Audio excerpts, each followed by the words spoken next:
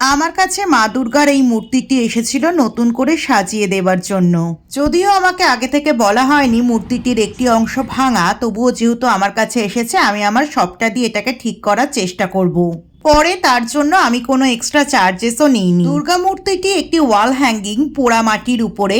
আমার ক্লায়েন্টের সাথে আলোচনা করে এটাকে আমি রাঙিয়ে তুলবো রঙে। মা দুর্গার স্কিন টোনের বেশিরভাগ ক্ষেত্রে যে কালারটা ইউজ করা হয় সেটা আমার খুব প্রিয় একটা কালার। না খুব লাইট আর না ভীষণ ডার্ক, একটা মিষ্টি স্নিগ্ধ স্কিন কালার।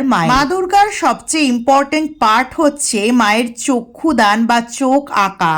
মায়ের ওই চোখ দুটোর মধ্যে না একটা আলাদাই নেশা আছে, যেটা একদিকে তার সন্তানদের জন্য স্নেহময়ী, অপরদিকে এই চোখ দুটোই খারাপ শক্তিকে এক নিমেষে ভৎস করে দিতে পারে। তবে মায়ের সাজটা আমি আমার নিজের ইচ্ছেতে নিজের পছন্দের ডাকের সাজের উপরে রেখেছি, তার উপরে হোয়াইট স্টোন দিয়ে পুরো সাজটাকে হাইলাইট করেছি।